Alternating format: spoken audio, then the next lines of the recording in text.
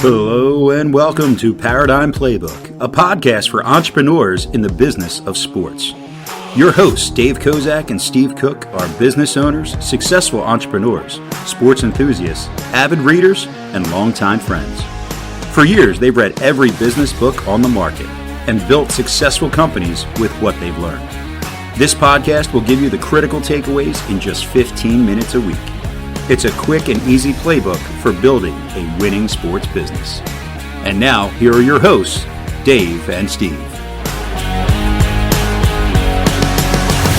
Hey, everybody. Welcome back to Paradigm Playbook's podcast. Today, we are continuing the conversation from last week, which was a kind of an offshoot of leadership. But one of the big things that we brought up in our last episode was conflict. And Mark Lencioni has the book, The 5 Dysfunctions of the Team. And one of the main dysfunctions is conflict, and productive conflict, I think, is what we all really strive for. But the idea that you can get through business life without conflict is a pipe dream, in my opinion. Yeah, I think Patrick in the book, his wording was the fear of conflict, or the lack of conflict, or the avoidance of conflict, or something like that. But it's almost that you want to generate conflict to get creativity. So innovation comes from conflict. New ideas come from conflict. But the problem is that there's too many people opting for status quo. They want smooth sailing. They want, everything to go along. So they avoid what Patrick called, sweaty palm conversations that never happen. So people never really grow or benefit from it. Yeah. And, on a daily basis, there's conflict.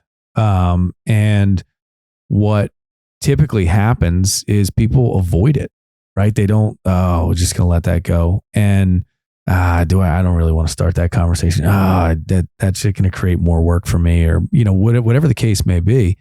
And when you avoid conflict, you also avoid progress.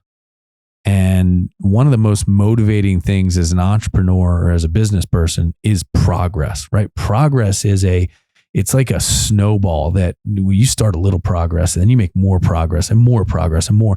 It just gets bigger and bigger and bigger. But all along the way, if you're unwilling to have the difficult conversations, you're stopping progress. You're allowing that status quo, which maybe it's okay, maybe it's not, but it's certainly not improvement, right? And so I think the key is maintaining the energy to have the conflict and to make it productive. Productive conflict is a remarkable thing, but it requires a lot of juice. It requires a lot of brain power and effort, because there's no worse thing than negative conflict, where everybody, you take your ball and go home, essentially, right? Like a schoolyard boy.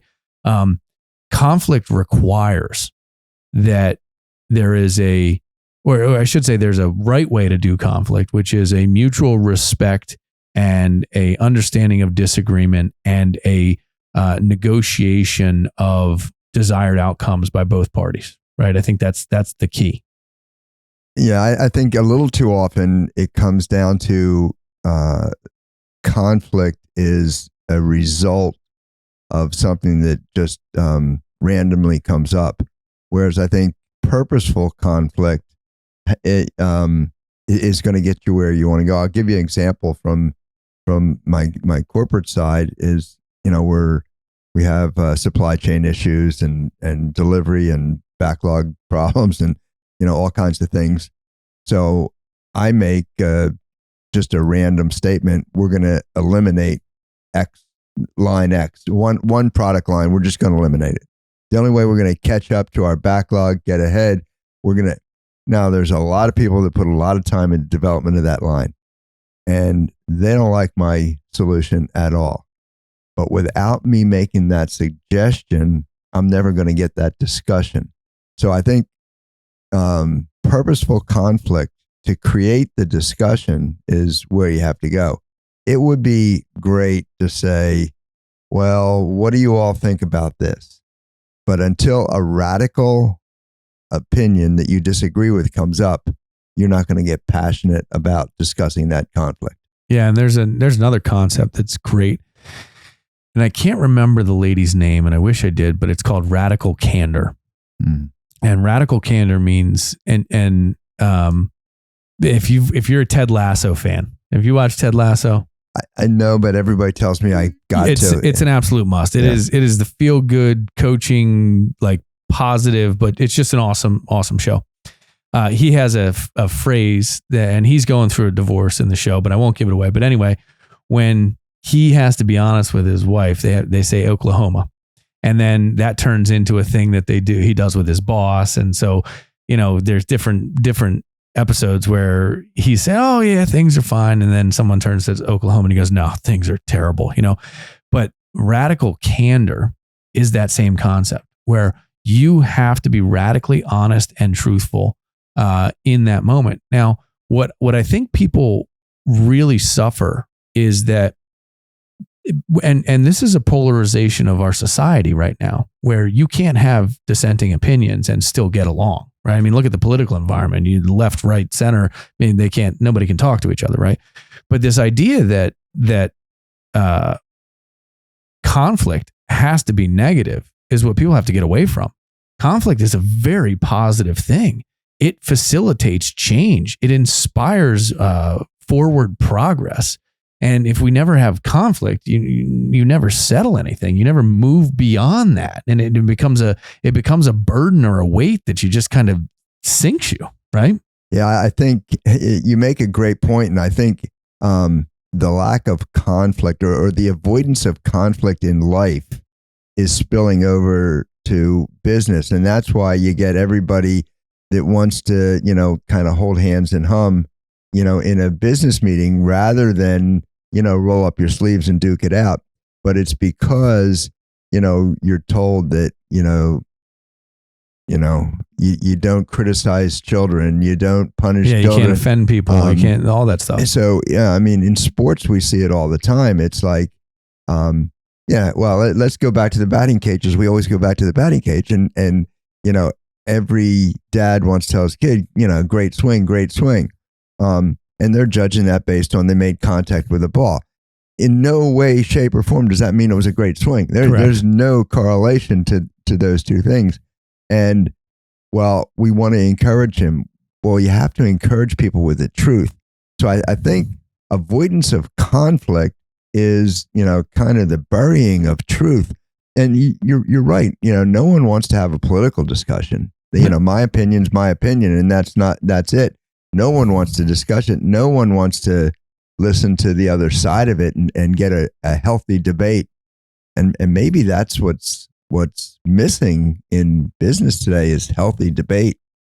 Well, and the idea that two people can disagree, but can come to terms is what happened to that, right? And there are times where I start a meeting by saying, listen, I'm bringing radical candor to this, so I'm not pulling any punches. So there is a component of this radical candor that requires that you set your ego aside, right? If your ego gets in the way of your decision-making or your radical candor or someone else's, then it's a loss from the beginning. The ego is that thing that when someone tells you that they disagree, that makes you get nasty as opposed to seek to understand why. And so, that avoidance of conflict and that fear of failure, which I think is our next subject matter for next week, fear of failure is a huge piece of it, right? And so the status quo, right, as an employee means that you have a job and you're doing your job. Changing the status quo means you have to change your job. And what do we know about the human psyche? It doesn't love change, right? A lot of people do not like change, and they fear change, and they're reluctant to change. And so I think this radical candor requires that if you're going to be at a table, you better put your ego aside, because if you don't, the first thing you do is become defensive. And the moment you become defensive, you become uncoachable and unproductive, right? And I think you want to talk about that kid that hears his swing's great, his swing's great, his swing's great. Then all of a sudden he gets on the field with a coach that actually knows what he's doing. Goes, dude, you're dropping your elbow, you're casting your hands backwards, you're coming around the outside of the ball, you're rolling your wrist too soon. The kid's like, no, my swing's great. No, I don't like that, coach.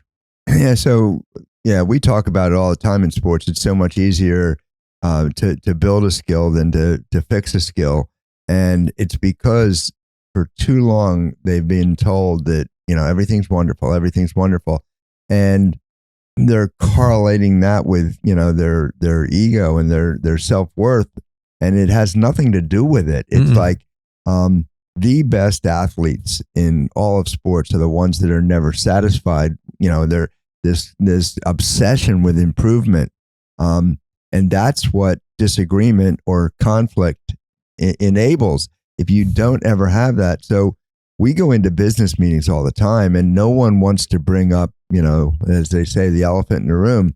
It's like, let's talk about it. Let's talk about it. Okay, our customer service sucks. It's like, you know what? And that's not, I think too often, if I say, if you have 5 people in your customer service department, which that's a whole nother topic, which everybody's in that department. But if you did that and you say customer service sucks, you're not saying any one person sucks, but maybe it's the process that sucks. But everybody has to, let down their guard, because we're all part of it, and say, okay, customer service sucks. How, you talked about the dance school or gymnastics school or something where, you couldn't watch your children as they participated in this activity.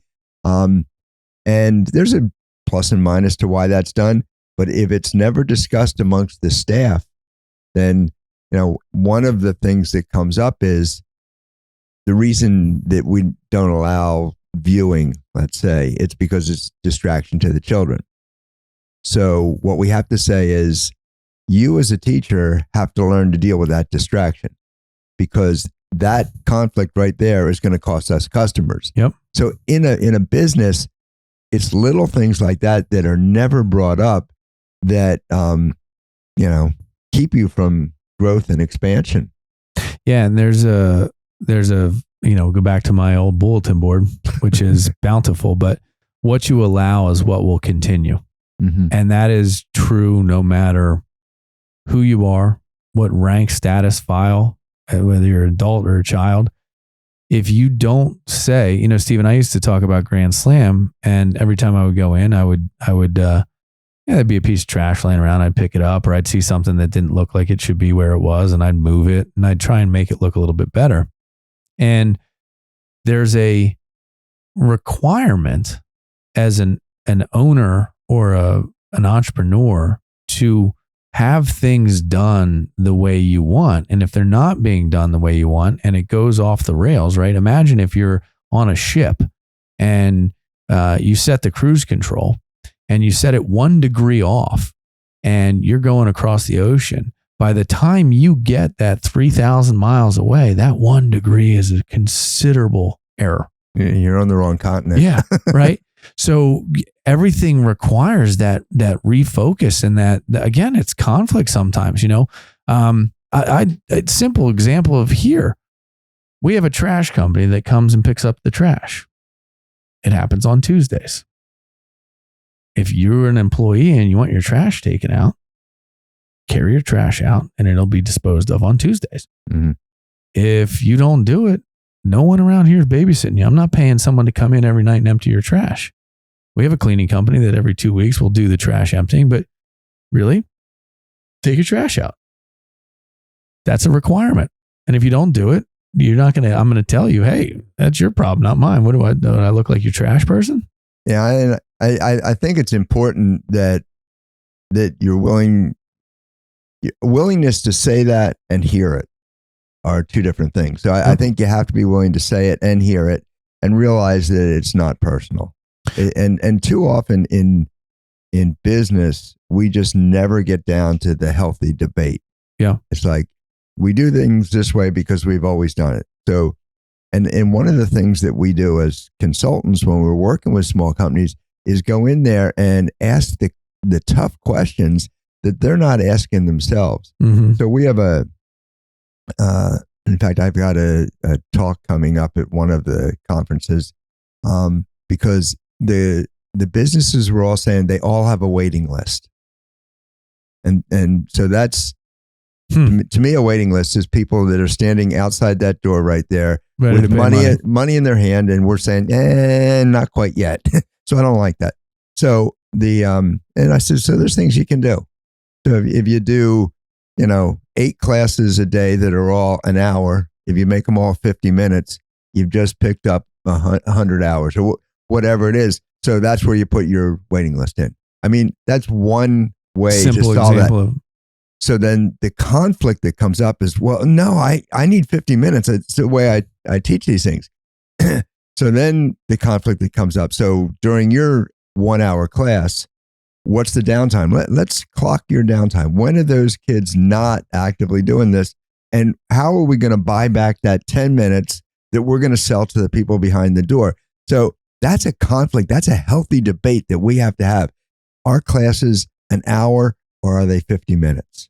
So now, if you don't have a waiting list, that's another healthy debate that we can have. But if you do, there's 10 ways that I go through that we're going to fix that, or monetize it. So that again, it's money standing outside the door, and you as the owner may have a different view than the technician or the coach or the teacher that's in there saying, it's much more relaxed if I do it this way. And you're saying, yeah, but that's money standing outside that door. And it always comes down to that. And you're in business to make money. So let's have that tough discussion.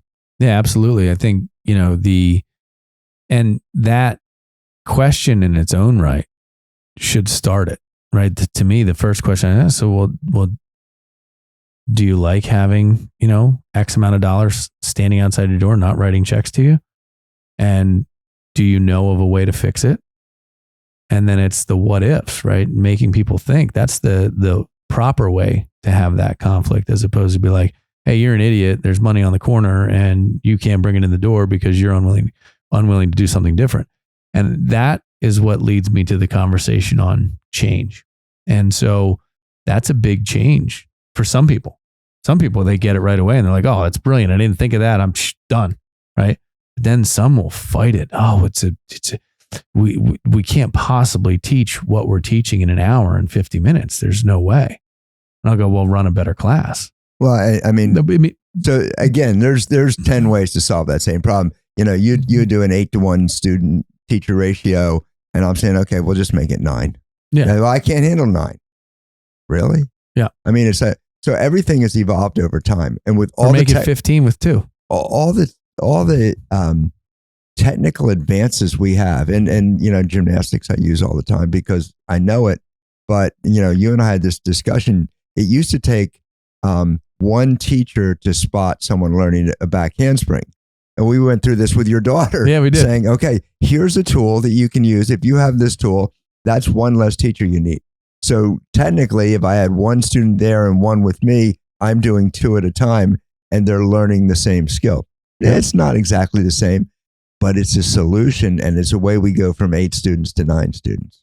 Yeah, and that willingness to change is a huge part of conflict resolution too. And I think we've seen a lot of heels in the sand. Mm-hmm. We've seen a lot of people dug in for the last 3-4 years, and we're still watching people dig in. Well, and it used to be industry wide, where the heels in the sand were industry wide. Now, you know what? In auto insurance, this is how we sell. This is how we do it. No, there's no networking. It's not. No, we don't do it that way. Yep. So there's a ton of things like that. We're both tied in with baseball, and baseball. You talk about the old school style and what's done, and the new young hitting coaches that are coming up saying, "Yeah, it's not really how we do it." It's like we can get the repetition, and the ones that aren't using visualization as part of coaching now, are 20 years behind the times. And that's a discussion that we have to have. Before we move on, so we don't get through many podcasts without referencing a book. Mm-hmm. So the book that I want to dig into and recommend is the book, I think it's just called Fish. Do you remember that book we talked about? And I forget the whole story about it, but their big thing was they had a conflict problem that wasn't discussed between departments. And it got to be where nobody wanted to be in one department but they wouldn't discuss it. Mm-hmm. So it's an interesting book. So I recommend that we get on next week. I'll try to remember author's name and all. I'm drawing a blank on it right now, but the book is Fish. Yeah. So, and it's a great story because it's told in that fable kind of way. But the idea that this one department was like where people go to die was like the idea. Yeah, exactly. Nobody wants to go there. It's gonna suck the life out of you if you go there. And it was up to this lady to fix that, and she did through the story. And the idea is they had to change. They had to have the conflict. They had to have the tough conversations as to why it was seen that way. So again, when you talk about that avoidance of conflict, I can't say it any more simply that you're avoiding progress if you avoid conflict, mm-hmm. right? Yeah. So, yeah, I think in the sports business that I'm so tied into, we see it all the time is that we're stuck in tradition because it worked, and we don't want to advance beyond that. We don't want to make the change because of the risk. So there is a risk avoidance in avoiding conflict. And that book is Fish, and it's by Stephen C. London, Harry Paul, and John Christensen. It is a fable. It's an easy read book. So something that, you can pick up and, it's a weekend read that's nice. I think that one of these that really starts it is the 5 dysfunctions of a team. Talks about this a lot, and the idea of conflict. The other one, and there is a book, I think it's called Radical Candor, and I can't remember the lady's name that created the subject matter, but you need to start practicing it. And there's another piece of this that I think as managers, we sometimes, or as owners, as entrepreneurs, we sometimes forget, which is we have to require others to have radical candor. And they may not be nearly as comfortable with it as you are because you've taken on the risk. And so that radical candor is a component of culture that you have to instill in your group so that you're getting the unbiased and truth from people and their opinions. And now you always have the veto power, right? Like I can say, I appreciate your opinion, but we're going to do it this way, right? Mm-hmm. That's the owner's prerogative. But you must require radical candor, not only from yourself, but from those around you. And one of the problems that comes along with the avoidance of conflict is that your introverts in the group, the quiet people in the group, get overlooked because if you allow people to be quiet and not speak up, then you may be losing one of the best opinions you have. So in a way, what you want to do in a meeting situation, and we talked about this, what's the right number of people in a meeting? But the right number to have in a meeting is the number that can speak, because you have to hear all the opinions, because you can't take the chance that the one that's not speaking has the right answer, and you don't know that. So you've got to get everybody to throw an opinion in there. And then you as the owner, CEO, whatever, you have to be the referee and in the end, make a decision. And there's nothing wrong with that. The last step in conflict is accepting the results. It's like, they say, 70% agreement, 100% commitment. So you don't have to agree, but whatever the company decides, everybody's got to commit to it. You don't have to agree with it, but you have to commit. Yeah, 100%. And